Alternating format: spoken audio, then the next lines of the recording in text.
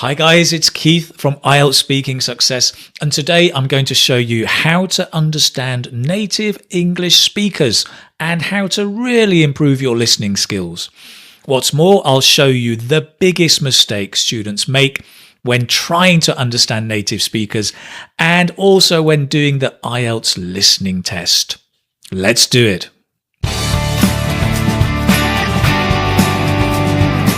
Hello, my name is Keith and I run the website IELTS Speaking Success and also the YouTube channel and the Facebook group. If you haven't joined the Facebook group, go downstairs, down below, follow the link and come and join us. So, how are your listening skills? Do you sometimes find it hard to follow native speakers, to understand films or videos on YouTube? My name is Walter Hartwell White. I live at 308 Negra Arroyo Lane, Albuquerque, New Mexico, 87104. Or even, oh my, to understand the IELTS speaking examiner? What about this phrase? Can you understand this? Should we go and have a good day? So, I want you to write that down on a piece of paper or in the comment box.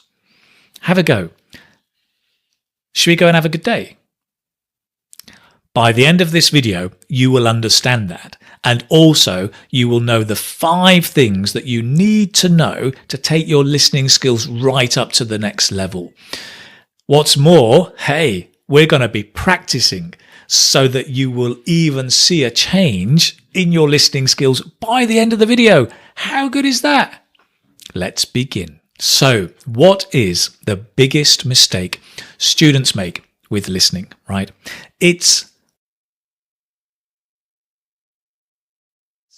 They focus on words, individual words, and try and translate them. That's not good, right? Because this is the secret. Words change in context. When you put 2 words together, the sound changes. And so if you're listening for individual sounds, you're not listening for the right thing, right? Take the word, or take this phrase, right? Good day, good day. It sounds like one sound, right? Good day. But it's 2 words, good day. But we don't say good day, good day, good day. No, we say good day, good day. We drop the D. So we drop sounds. We drop vowels and consonants when words come together, right? For example, excuse me. We don't say that. We say excuse me, excuse me. The ek disappears. We drop it. Excuse me. Shall we go? Shall we go? Shwi is actually shall we. The al we drop. Shall we go? Shall we go? We even drop words, right? It's fine. That's fine. It's fine. So we drop vowels, consonants, and words. How on earth are you going to understand? Well, knowing that those sounds disappear when you put words together, then it's going to help you. Let's look at another thing that happens when you put words together. We link sounds, right? Have a goes together. Have a, right? Have a good day. Have a good day. You see? Sometimes when we link words, we actually add another sound that you don't write. Okay? Go and is goan. Go w. There's a w. We add a w. How mad is that? Go and goan. Go and the D drops. So just to confuse you, we add a w and we drop the d. Go and see. Go and see. Go and have a good day. Go and have a good day. Get it? Put that all together, right? Should we go and have a good day? Should we go and have a good day? That was the phrase at the beginning. So we've got all these things. We add sounds, we link things, we drop things. Boom. Not only that, right? We also stress certain words. We reduce some words. We add intonation. We add rhythm. All of these things, and tone, not forgetting. So it makes it more difficult. So knowing all of this can help us listen and understand better. I'm going to show you all of these in a bit more detail. We're going to practice them so you can develop your listening skills. Just a small note, I'm not encouraging you to speak like this yet. This is a higher level of speaking, and if you can, fantastic. But our focus today is on listening and being able to recognize and notice these sounds. So as you start listening more and more, you become aware of them and you understand the sounds rather than focusing on those individual words and translating. Right, so let's get going. So I'm going to look at 5 things, okay? Word stress, chunks, weak forms, contractions, and connected speech, which cover all of the aspects we've talked about. Let's begin with word stress. Actually, grammatically, this is sentence stress. It's the words that we stress in a sentence, okay? So for example, can you spot and tell me which words I am stressing in this sentence? I'd like to get a ticket to London. I'd like to get a ticket to London. Like, ticket, London. I'd like to get a ticket to London. What about this one? Can you pay by cash? Pay, cash. Can you pay by cash? Okay, so when you're listening to stuff, focus first of all on the stressed words because those are the ones that carry the main meaning. They're the most important words. Typically the noun, the verbs, the adjectives, the adverbs, the bigger words, right?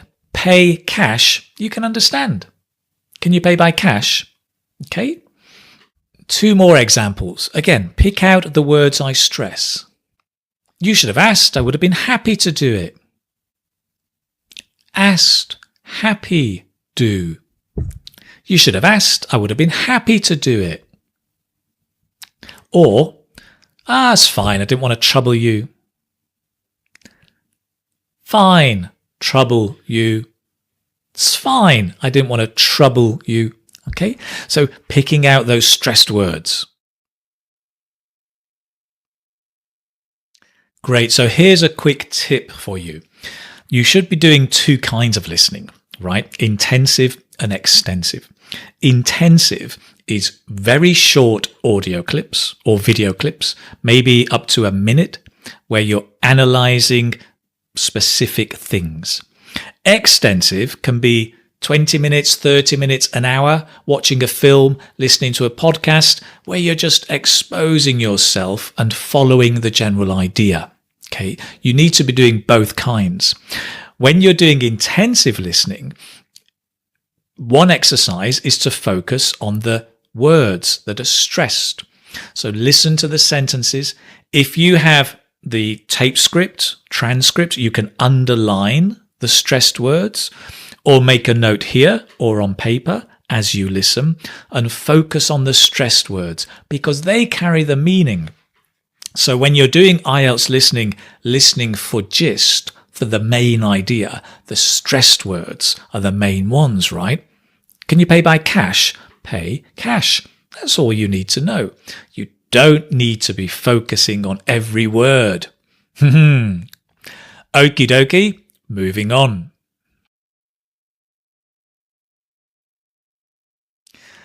Secondly, chunks. Chunks are really important, right? You remember at the beginning of the video, I said, good day, good day, good day, have a good day. right? Have a good day is a chunk. It's a piece of language where we take the sound of that language and we focus on the sound.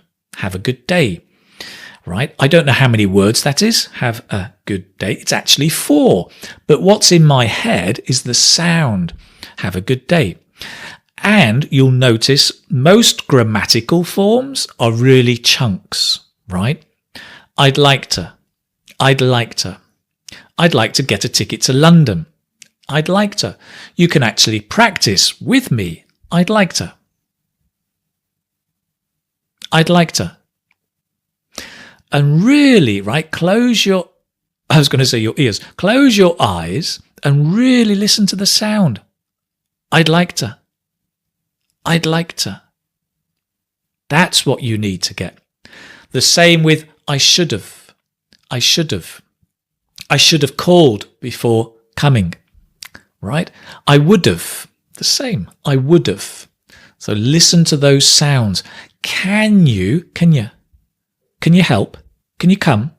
Can you give me? Can you? Right? Get the sound, okay? Others, very common, I want to. I didn't want to. I didn't want to. Notice here, I didn't. The t. Oh, I dropped it. Drop the t. I didn't want to. Want to, want to. I drop the t. Oh, you've got the d here, the t here. I didn't want to. I didn't want to. Try. I didn't want to. I didn't want to go. I didn't want to come. So start training your ear to pick out these sounds or these chunks, right? The secret is chunks. Most idiomatic expressions are chunks, right? It's a piece of cake. I don't know how many words that is. It is a piece of cake, but it's just one sound. It's a piece of cake. It's a piece of cake. It's a piece of cake. It doesn't matter, right? Notice again, it doesn't. The t drops. It doesn't matter. It doesn't matter. So your grammatical structures and your idiomatic expressions are mostly chunks, and this is what you need to be listening for. Excellent. Moving on. By the way, if you want to practice more and more chunks, go and check out the Fluency Gym on the website. The link's below. There's lots of chunks there, lots of IELTS questions and answers, and they're done by chunks, and you can just practice listening and speaking. How good is that? Now, talking of the gym, the Fluency Gym, when you go to the gym, you see some people who are really strong, right? Now, what's the opposite of strong? The opposite of strong is weak. It's the same with language and words. So many words in English have a weak form and a strong form. Right? Particularly the small little words in English. Okay. Have a look at these words. How do you pronounce them? Well, I don't know what you said, but I'm guessing you said for, to, do, are, you. Now that's true 10% of the time, right? That's the strong form, and we use that when we stress the word, right? It's for, no. For example, who is this for, right? Who is this for? Who do I give it to? You stress the word, and it's the strong form. But did you know 90% of the time we don't stress the word and we don't use the strong form, we use the weak form. Exactly. So actually, how do you pronounce these words? F, t, d, or j, y, y. How strange is that? But that's how we really pronounce them. And that's what you're listening to when you listen to native speakers, right? They don't say, it's for you. They say, it's for you. It's for you. Or even the it's for you. It's for you. It's for you. The you is stressed, right? It's for you.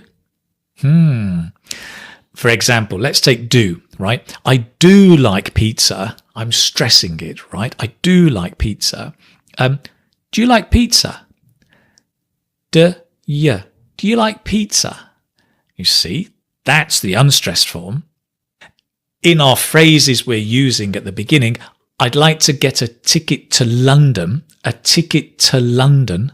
It's not to, it's to, right?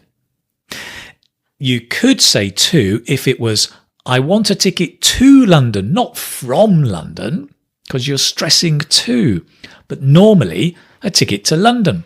A ticket for two. A table for two. Go to the restaurant. A table for two. A table for two. I've changed from to for. Right? A ticket to London. Good. So you may be thinking or asking, Keith, what are these small words that have a weak form and a strong form? Well, there's a lot, but the main ones are auxiliaries, right? Like these, be, do, have, can, which will be pronounced, the be is was or were, was, were, de, have, can. Personal pronouns, you, he, and she would be ya, he, sh. Prepositions, right? To, at, of, for become to, at, of, for. Conjunctions, and, but, than, an, but, than. By and large, it's the schwa sound that we're using in the weak form. Not always, but usually. So that's it. The weak form's really, really important. Let's move on.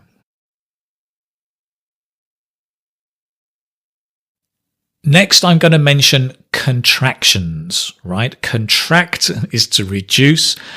Contractions are where, for example, instead of saying I will, we say I'll. I am, I'm. In spoken English, we normally use contractions. In written English, especially academic English, we don't. But when you're speaking and listening to people in conversations, on films, you will be listening for these contractions. So you'll have I'll, I'd, instead of I would. Should have, I should have, instead of I should have. I would have, instead of I would have. I'd have, right? I would have or I'd have told you, for example. In our examples, we had I'd like to get a ticket to London, or I should have called before coming. We also had you should have asked. I would have been happy to do it. You should have asked. I would have been happy to do it. Or it's fine. It's fine. Drop your T. Drop your it. It's fine. Let's move on. And now number 5, connected speech. And this is the biggie. This is the big one that makes listening really difficult. But once you get this, your listening skills are just gonna rocket.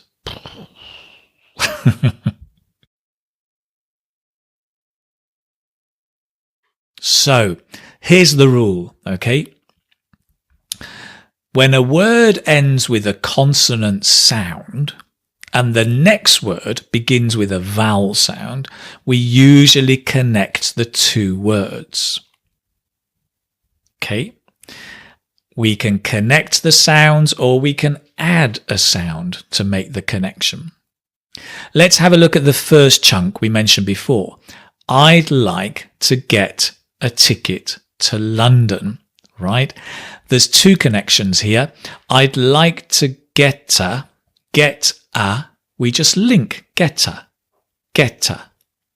Ticket to, ticket, we also link, but because the T and the T are the same, we just have one. Ticket, ticket. Get a ticket. Got it? I'd like to get a ticket to London.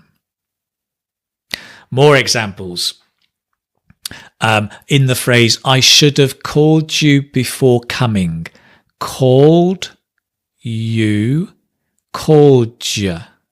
The you is ya, right? Called ya, ja. It's sometimes a duh, sometimes a ja. I should have called ya, called ya. I should have called you before coming. Close your eyes. I should have called you before coming. Ja. Can you hear the ja? Great. More examples. I should have asked. I should have asked. Vast. Vast. I should have asked. Notice we often drop the K, right, as well, in asked, right? We often drop the K. You should have asked. And another one, I would have been happy to do it.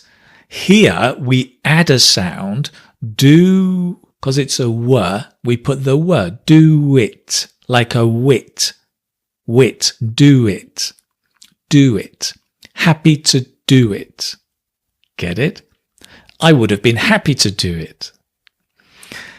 Or in as well, I didn't want to trouble you.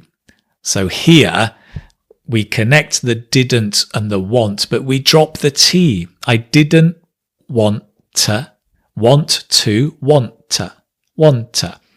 I didn't want to trouble you. I didn't want to trouble you. Again, close your eyes and see if you can hear the sounds. Want to. I didn't want to trouble you. If you can hear it, you're starting to get the gist, to get the hang of it. Excellent. So those are some examples with the connected speech. So as you're listening intensively or extensively, try and notice the connected words. Try and listen to them. Stop if you want and try repeating it, because that can also help you. And if you've got the transcript, you can just make the connection. You can write and make the connection. It's just building up the habit and starting to notice this, right? Let me go through those 4 sentences we began with and see if you can start hearing the different things. I'd like to get a ticket to London. Can you pay by cash? You should have asked. I would have been happy to do it. Ah, it's fine. I didn't want to trouble you. Right. Excellent. Hopefully you're starting to notice. What would be great would be to go back and listen again. Make a note of all of these features. They're in there. They're in English every day. And all of this will help you understand native speakers much, much better. And it's the key to your success in the IELTS listening, right? So, as I began, should we go and have a good day? Shall we go? Let's go and have a good day. Just before you go, though, I hope all of this helps. If you want more practice or you want more details about listening skills, follow the link below to the website. There's a whole article with more information. Go and check out the Fluency Gym, great for your listening and your pronunciation. If you like this video, go and check out my online course. It's on Udemy, IELTS Speaking, get IELTS Speaking Success, get a Band 7+. It will really help you level up and get ready for your speaking test coming up soon. It's been a pleasure being with you as always today. Do take care, stay safe, and I look forward to seeing you next week with a new video.